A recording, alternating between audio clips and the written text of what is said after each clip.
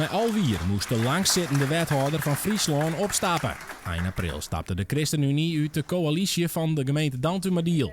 Daardoor moest ook wethouder Gerben Wiersma van het Pluzo. Het is best wel even heel onwennig. Dus ik had eigenlijk heel een beetje het gevoel van hey, ik mag eigenlijk iets. En wat ben ik vergeten?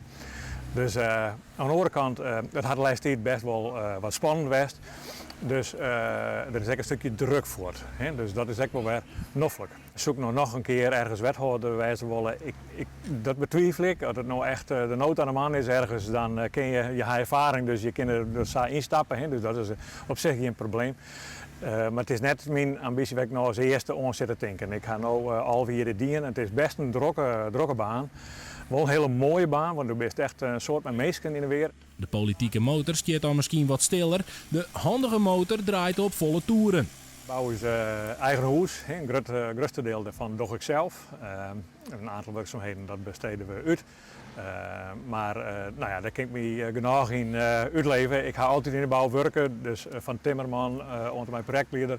Dus ik ga alles wel dienen, dus ik rem me daar wel goed bij.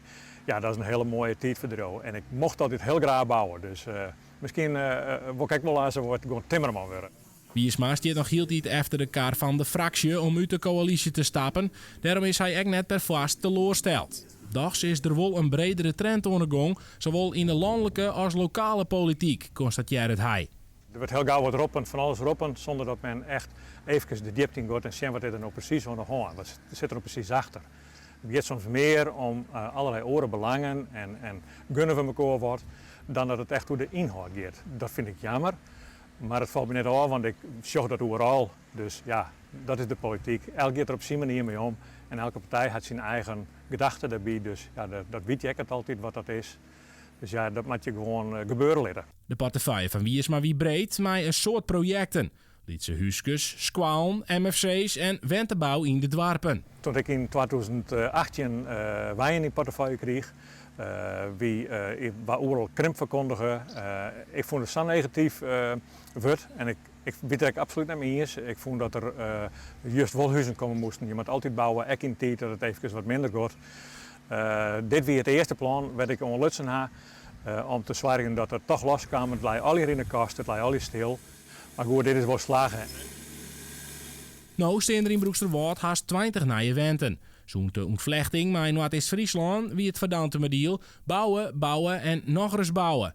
Ek daar wie Wiersma drok mij. En zo zijn er nog allerlei projecten die op stapel staan, dat ik heel graag nog wat mee doen wil. Dat wat meer. Ik ga net dat ik nou denk van god, dat hier echt heel oors maakt. Het is wel een goed oerloonijtocht. We hebben een super team op rond te zetten die een bult werk verzetten had al aan de periode. Te meer mensen, te volle werk eigenlijk.